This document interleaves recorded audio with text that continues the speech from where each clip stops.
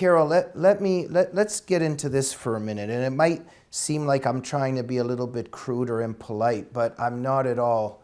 And I apologize to anyone that I'll try to phrase this the right way, but I think there's a major point to be made here.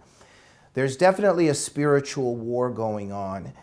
And when demons are inside a person, it begins to physically manifest in the person you're looking at. Where I'm going with this is, okay, let me just back up for a second. So there's always deception in terms of how the left works and how Satan works. So in terms of homosexuality, oh, it's none of anybody's business. What people do in their own bedroom, all we want is equality and the right to privacy. And then all of a sudden, within just a little bit of time, there's drag queens in a public library gyrating in front of children. So obviously what they say that their agenda is about is never what it's about.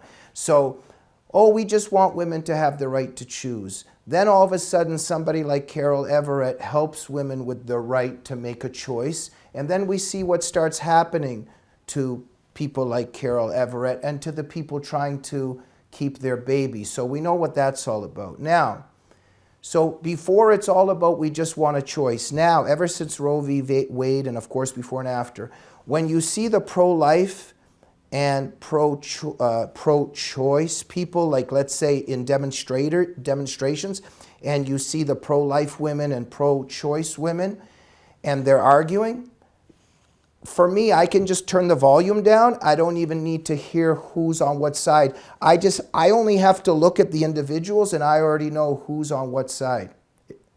Because one side is relatively graceful, beautiful women and women that are pleasant to look at. And on the other side is, I don't even know what, it's like demons being let out of the pits of hell. So I think you know what I'm referring to here. So I will even say, I find it very interesting that a lot of the women, and they're also screaming. You turn on the volume and it's like, I want to kill a baby and it's good to kill babies. So the truth is all coming out. And they're always very angry. And they, in terms of femininity, they've been completely depleted of that.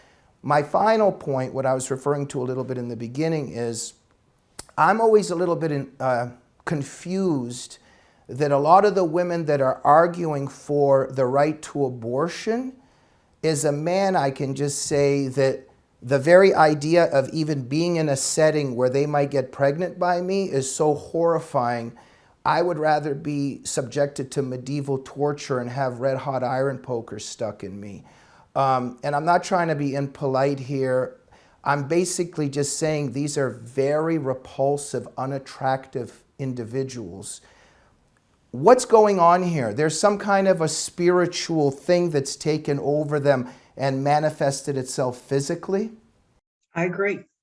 I think they're very hurt. And again, it goes back to their own pain. And they believed a lie, and now they must defend it to death. If they ever admit that they're wrong, then they have to deal with all those stories they told themselves.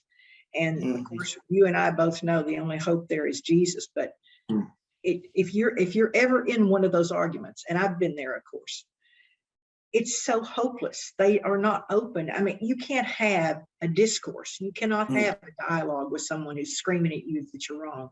And the other thing that's always bothered me is they never recognize a point. They always, they just beat you up and they're trying to beat you down. And you can't win those debates. You cannot win that debate. The only thing you can hope is that they walk away and hear some truth and start thinking through it then. But they're so hurt. They cannot get beyond that. But you think about it.